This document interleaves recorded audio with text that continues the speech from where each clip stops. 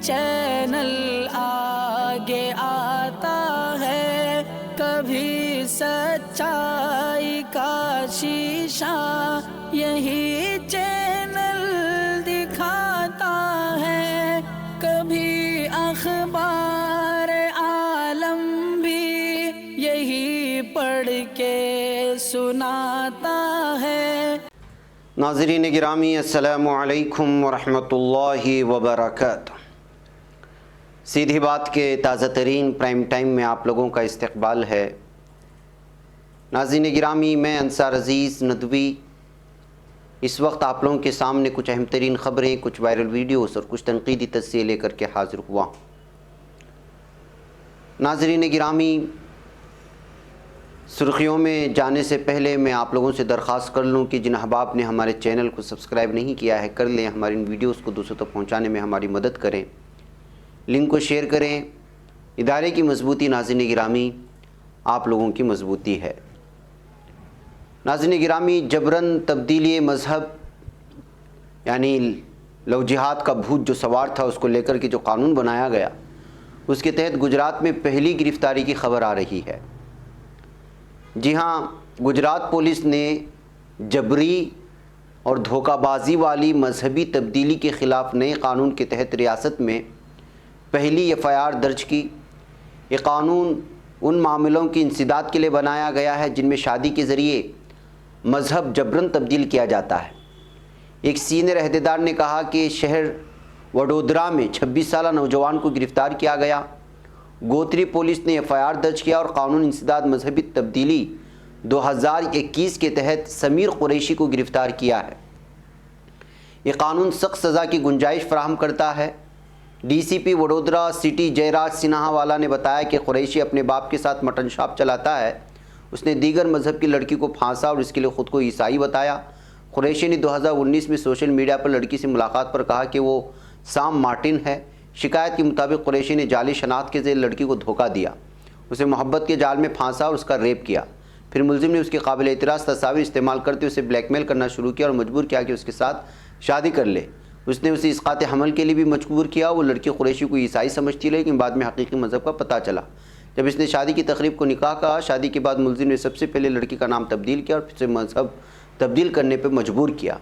یہ سارے کے سارے اس وقت الزامات قریشی پر لگائے گئے ہیں اور اسی الزامات کے تحت اس وقت جو لو جہاد کے نام پر الگ الگ طرح کی جو باتیں بیان کی جاتی ہیں، اور اس سلسلے میں قریشی پر جو الزامات لگ رہے ہیں ان تمام چیزوں کے پیش نظر اس وقت اس قانون کے تحت قریشی کے خلاف معاملہ درج کرنے کی خبر سامنے آئی ہے۔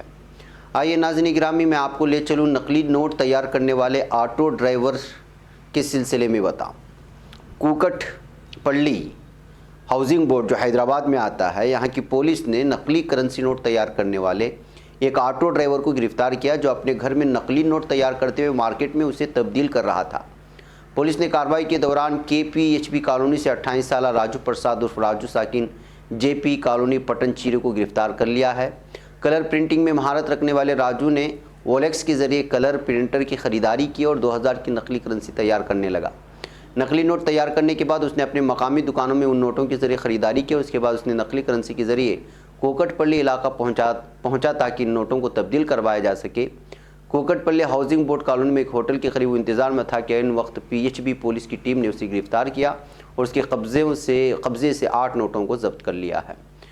سال 2016 میں بھی راجو اس طرح کی کوشش میں گرفتار کر لیا گیا تھا۔ یہ خبریں آ رہی ہیں تو ناظرین گرامی کس طرح سے کلر پرنٹنگ کے ذریعے سے گھر میں ہی نوٹ چھاپ کر کے لوگوں کو الو بنانے کی کوشش کر رہا تھا ایک آٹو ڈرائیور، آپ اس خبر سے اندازہ لگا سکتے ہیں۔ آئیے ناظرین گرامی، کیا حیدرآباد کی پولیس یوگی اور مودی کی دل دادہ ہو چکی ہے؟ کیا اس کی گن گانے لگی ہے؟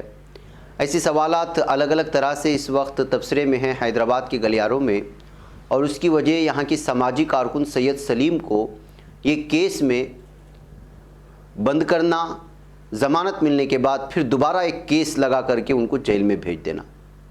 اس لیے سیاست نے بھی اس کو رپورٹ کی ہے کہ ایسا لگتا ہے کہ حیدرآباد پولیس کو نریندر مودی اور اتر پردیش چیف منسٹر یوگی آدتیہ ناتھ سے بے انتہا محبت ہے۔ حیدرآباد کے شہریوں کی جانب سے سوشل میڈیا پر بیان جاری کرنے پر مقدمات سخت دفعات کے تحت درج کیے جا رہے ہیں۔ سماجی کارکن سید سلیم، جن کی چندرائن گٹا کیس میں ضمانت ہو گئی تھی کے خلاف حیدرآباد کی سائبر کرائم پولیس نے پی ٹی وارنٹ کے تحت اشتعال انگیز بیان کے کیس میں مقدمہ درج کر لیا۔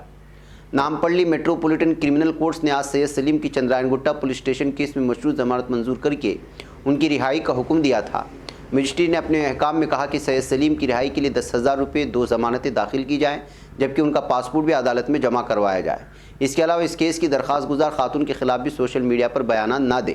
جیسے اس کیس میں ضمانت کی خبر ملی، سائبر کرائم پولیس کے حکام ایک پی ٹی وارنٹ کی تعمیل کے لیے نامپلی کورٹ پہنچ گئے۔ اس کیس میں انہیں دوبارہ جیل بھیج دیا گیا۔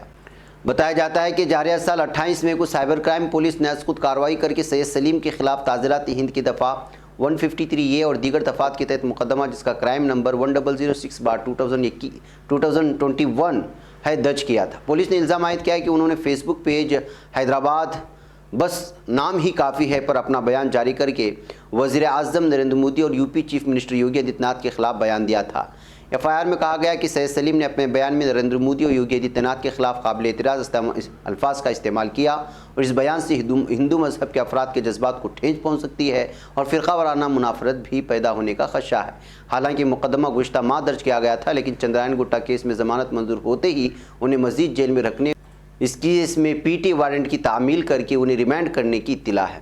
تو ناظرین گرامی، آپ اندازہ لگا سکتے ہیں کہ جو ہے کس طرح سے جب اس طرح کے سماجی کارکنان، ظاہر سی بات ہے کہ انہوں نے جو بیان جاری کیا یا خاتون کے جواب میں انہوں نے بیان جاری کیا تھا، اس کے بعد ان کے خلاف معاملہ درج کیا گیا، جیل بھیجا گیا، اس سلسلے میں ضمانت ہوئی، پھر دوبارہ پولیس نے ان کو جو ہے گرفتار کر کے جیل میں ڈال دیا دوسرے کسی کیس میں جو 1 مہینہ پرانا تھا۔ ان تمام چیزوں سے یہ واضح طور پر نکل کر کے آتا ہے کہ لگتا ہے کہ جو ہے بی جے پی کے خلاف حیدرآباد میں بھی بولنا یا نریندر مودی اور یوگی کے خلاف بولنے سے زیادہ الگ الگ طرح کی چیزیں پیش کر کے جو ہے نوجوانوں کو گرفتار کرنے اور سماجی کارکنان کو گرفتار کرنے کی کوششیں شاید بھارت کی ہر ریاست میں ہو رہی ہے، اور اس طرح کی خبریں جب سامنے نکل کر کے آتی ہیں تو اس وقت محسوس ہوتا ہے کہ شاید تمام ریاستوں کے پولیس افسران کی ذہنیت اس وقت ایک ہی بن چکی ہے۔ آئیے ناظرین گرامی، میں آپ کو لے چلوں مغربی بنگال میں دن بدن بی جے پی کمزور ہوتی جا رہی ہے۔ اسمبلی انتخابات کے نتائج برآمد ہونے کے بعد سے ہی بی جے پی لیڈران و کارکنان کا پارٹی سے الگ ہونے کا سلسلہ جو شروع ہوا تھا وہ رکنے کا نام نہیں لے رہا ہے۔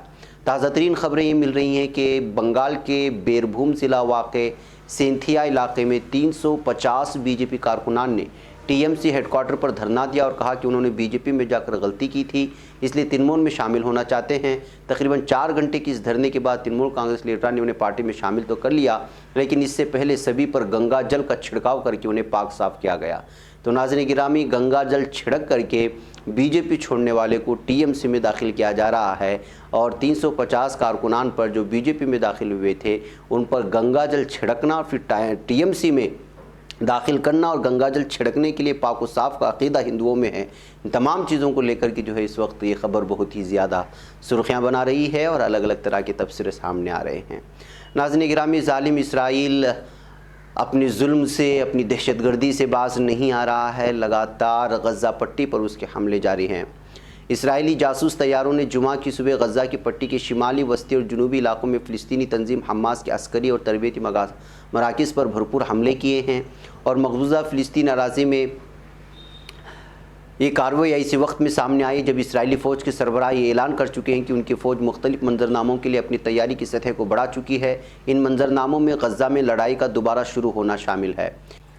اسرائیلی حملوں میں جبالیہ پناہ گزین کیمپ، بیت الاحیاء، شمالی مغربی غزہ اور خان یونس کے علاوہ بعض علاقوں کو بمباری کا نشانہ بنایا گیا ہے۔ اسرائیلی میڈیا کا کہنا ہے کہ اسرائیلی فوج نے غزہ کی پٹی میں حماس کے زیر انتظام ٹھکانوں کو نشانہ بنانے کی کارروائی کی۔ فلسطینیوں کی جانب سے مسلسل آتشی غبارے چھوڑنے کے جواب میں کیا گیا ہے۔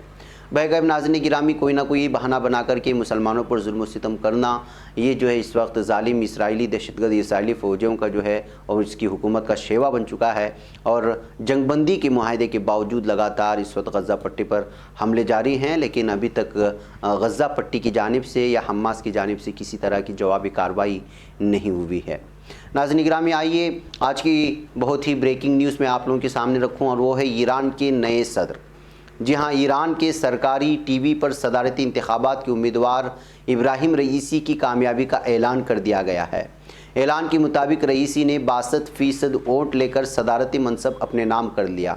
ایرانی خبر رساں ادارے ارنا نے نائب ایرانی وزیر داخلہ جمال عرف کے حوالے سے رپورٹ کیا کہ علامہ سید ابراہیم رئیسی 17.8 ملین ووٹوں کے ساتھ صدارتی انتخابات میں سب سے آگے ہیں۔ ایران میں صدارتی انتخابات کے لیے 59 ملین اہل ووٹرز حق رائے دہی استعمال کرنے کے اہل تھے، جبکہ 28 ملین نے ووٹ ڈالے۔ سرکاری نتائج کے اعلان سے قبل ہی ابراہیم رئیسی کو کامیابی پر مبارکبادی کے پیغامات ملنے لگے تھے۔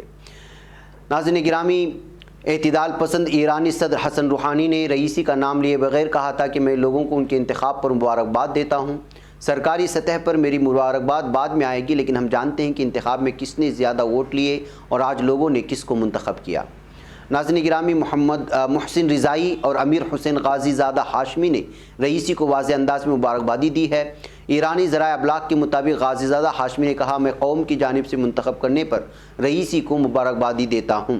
رضائی نے اپنے ٹویٹ میں امید ظاہر کی کہ رئیسی ملک کی مسائل حل کرنے کے لیے مضبوط اور مقبول حکومت بنا سکیں گے۔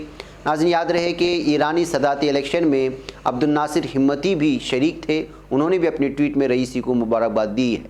اس طرح سے جو ہے ایک مرتبہ پھر ایران نے نئے صدر کا استقبال کیا ہے۔ اب دیکھنا یہ ہے کہ جو ہے نئے صدر کے کس طرح کے فیصلے ہوتے ہیں عالمی سطح کی سیاست پر۔ ناظرین مجھے یہاں پر اجازت دیں، انشاءاللہ پھر آپ لوگوں سے ملاقات ہوگی۔ والسلام علیکم ورحمۃ اللہ وبرکاتہ۔ خبر پڑھنے کا تم نے بھی عجب انداز پایا ہے، رواداری کے جذبے نے بھی تم پہ ناز پایا ہے، اسی راہ میں محبت کا حسین اعزاز پایا ہے، تمہیں ہر انجمن میں ہم نے تو ممتاز پایا ہے، تمہیں سے ہے ترقی پر عزیز انصار سیدھی بات، عظیمت جرأت و ہمت کا ہے اظہار سیدھی بات، عظیمت جرأت و ہمت کا ہے اظہار سیدھی بات۔